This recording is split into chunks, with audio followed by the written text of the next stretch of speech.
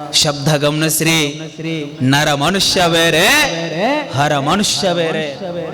ನರ ಮನುಷ್ಯರು ಎಲ್ಲರೂ ಆಗಬಹುದು, ಆದರೆ ಬಹಳ ಜನ ಹೇಳ್ತಿರ್ತಾರೆ ಏನು, ಮಕ್ಕಳಾಗಲಾರ್ದವರಿಗೆ ಅವರಿಗೆ ಸದ್ಗತಿ ದೊರಕೋದಿಲ್ಲ, ಅವರಿಗೆ ಪುಣ್ಯ ಪ್ರಾಪ್ತಿ ಆಗೋದಿಲ್ಲ.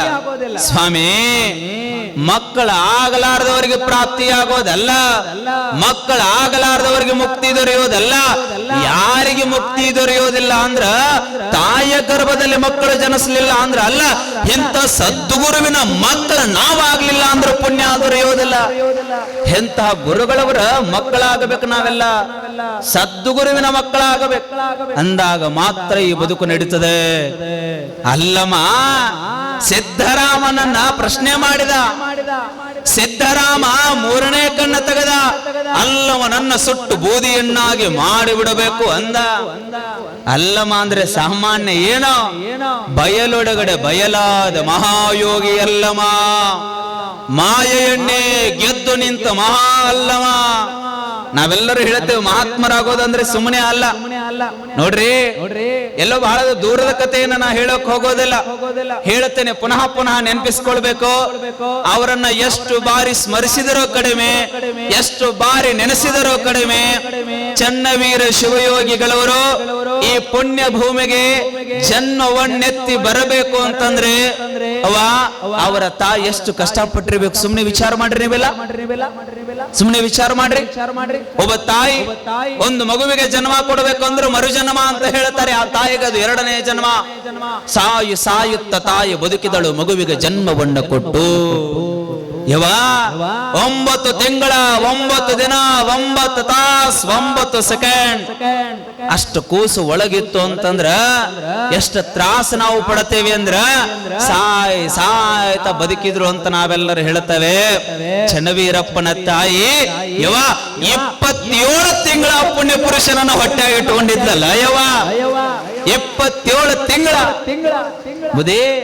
ಭಾರತ ದೇಶದ ಇತಿಹಾಸದ ಭೂಪಟಗಳಲ್ಲಿ ಚನ್ನವೀರಪ್ಪಗಳ ತಾಯಿ ಹೊಟ್ಟೆಯೊಳಗೆ 27 ತಿಂಗಳು ಇರ್ತಾರೆ. 27 ತಿಂಗಳು, 39 ತಿಂಗಳು. ಯಾರು ಸಾಧ್ಯ? ಯಾವ ಮಹಾತ್ಮರು ಇಲ್ಲ. ನಾವೆಲ್ಲ 9 ತಿಂಗಳು 9 ದಿನ 9 ತಾಸು 9 ಸೆಕೆಂಡ್ಗೆ ತಾಯಿ ಗರ್ಭದಿಂದ ಹೊರಗೆ ಬಂದು ಬಿಡ್ತವೆ. ಆದರೆ ಚನ್ನವೀರಪ್ಪ ಹಿಂಗ ಸಂದೇಶ ಕೊಟ್ಟನಲ್ಲ ಈ ಸಮಾಜಕ್ಕ, ಹಿಂಗ ಯೋಗಿ ಆದ್ನಲ್ಲ, ತಾಯಿ ಹಿಂಗ ನೋವು ಪಟ್ಲಲ್ಲ. ತಾಯಿ ನೋವು ಪಟ್ಟಿದ್ದು ಕರೆ, ತಾಯಿ ಹಿಂಗ ತ್ರಾಸ ಪಟ್ಟಿದ್ದು ಕರೆ.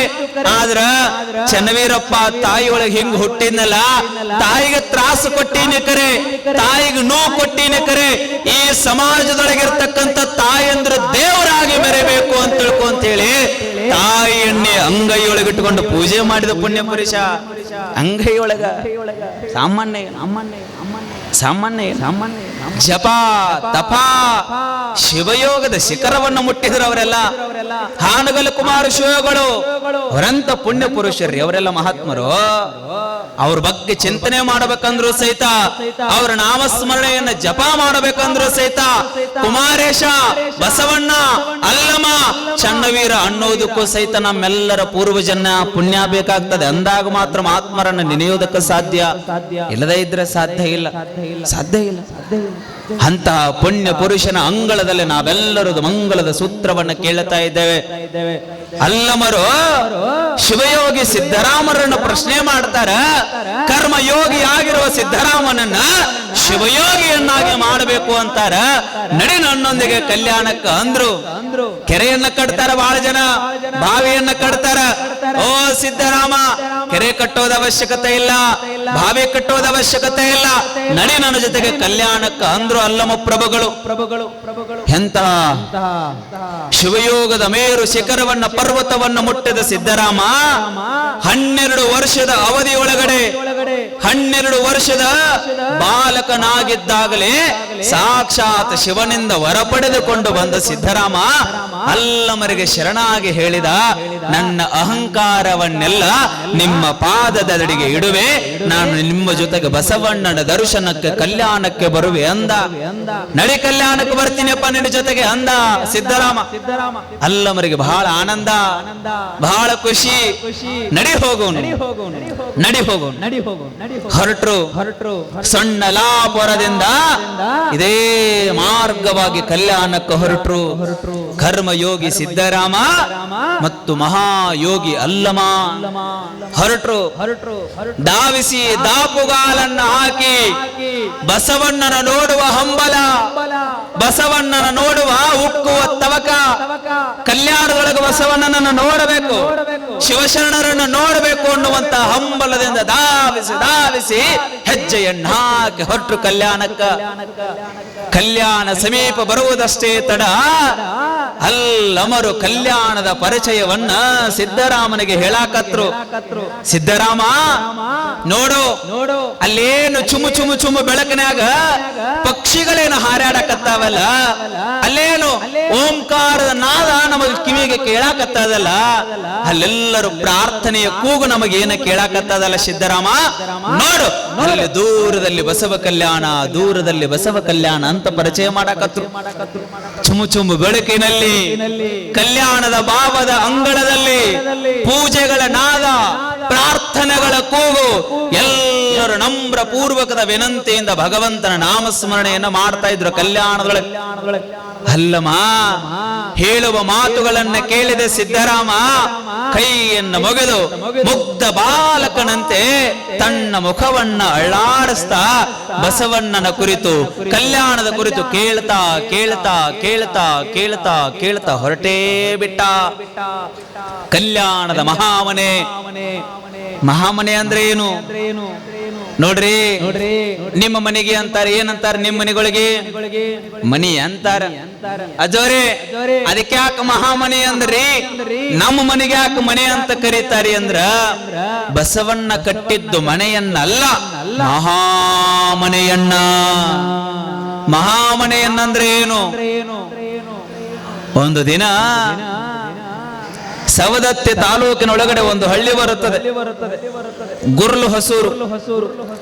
ಆ ಗುರ್ಲು ಹೊಸೂರೊಳಗ ಒಂದು ಮನೆತನ. ಆ ಮನೆತನದ ಗುರುಗಳು ಸಂಗಮೇಶ್ವರ ಶಿವಾಚಾರ್ಯರು ಅಂತ ತಿಳ್ಕೊಂಡು ಅವ್ರ ಮನೆಯೊಳಗೆ ಪೂಜೆ ಮಾಡ್ಕೊಂಡಿದ್ರು. ಪ್ರಸಾದ ಮುಗಿತು, ಇನ್ನೇನು ಮನೆಯಿಂದ ಹೊರಗೆ ಹೋಗಬೇಕು ಅನ್ನೋದ್ರೊಳಗ ಏನಾಗಿ ಬಿಡ್ತು ಅಂದ್ರೆ, ಗುರುಗಳು ಎದ್ದು ಹಿಂಗ ಬರಬೇಕು ಅನ್ನೋದ್ರೊಳಗ ಮನೆಯ ಬಾಗ್ಲ ಚೌಕಟ್ಟು ಬಹಳ ಸಾಣದಿತ್ತು.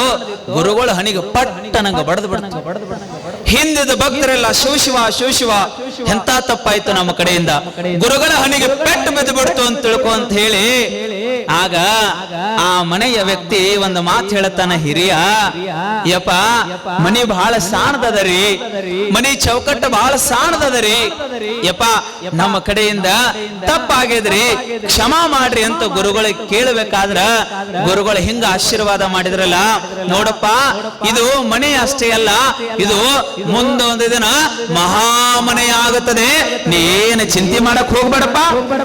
ಆಶೀರ್ವಾದ, ಸದ್ಗುರುವಿನ ಆಶೀರ್ವಾದ. ಅವಾಗ ಹಿಂದ ಅವ್ರ ಮನೆ ಅಡ್ರೆಸ್ ಏನೋ ಇತ್ತು, ಈಗ ಇವತ್ತಿಗೂ ಸಹಿತ ಅವ್ರ ಮನೆ ಅಡ್ರೆಸ್ ಏನಂತ ಕರೀತಾರ ಅಂದ್ರೆ ಮಹಾಮನೆ ಅಂತ ಕರೀತಾರ. ಆ ಮಹಾಮನಿ ಒಳಗ ಹಿಂದ ಒಬ್ಬ ಶಾಸಕರು ಸಹಿತ ಆಗಿ ಹೋದ್ರು, ತಮಗ್ ಗೊತ್ತಿರ್ಬೋದು. ಅವ್ರ ಮನೆ ಒಳಗೆ ಶಾಸಕರು ಒಬ್ಬ ಆಗಿ ಹೋದ್ರು. ಗುರುಗಳ ಆಶೀರ್ವಾದ ಮಹಾಮನೆ ಆಗುತ್ತದೆ ಅಂದ್ರೆ ಸಂಗಮೇಶ್ವರ ಶಿವಾಚಾರ್ಯ. ಹಂಗ ಅಲ್ಲಮ ಶಿವಯೋಗಿ ಸಿದ್ದರಾಮರು ಹಿಂಗ ಮಹಾಮನೆ ಎದುರಿಗೆ ಬಂದು ನಿಲ್ತಾರ. ಬಸವಣ್ಣ ಕಟ್ಟಿದ ಮಹಾಮನೆ. ಬಸವಣ್ಣನ ಮಹಾಮನೆ ಅಂದ್ರೆ ಏನು? ಅಲ್ಲಿ ಜಾತಿ ಇಲ್ಲ, ಮತ ಇಲ್ಲ, ಪಂಥಗಳಿಲ್ಲ, ಪಂಗಡಗಳಿಲ್ಲ, ನಾ ಮೇಲು ನೀ ಮೇಲು ಅನ್ನುವ ಭಾವವಿಲ್ಲ. ಅವ ಸಣ್ಣವ ಇವ ದೊಡ್ಡವ ಅನ್ನೋ ಭಾವ ಇಲ್ಲ. ಎಲ್ಲರೂ ಒಂದೇಯಾಗಿ ಕಟ್ಟಿದ ಮಹಾಮನೆಯದು ಕಲ್ಯಾಣದ ಮಹಾಮನೆ. ಎಲ್ಲರೂ ಒಂದೇ, ನಾ ಬೇರೆ ಅಲ್ಲ, ನೀ ಬೇರೆ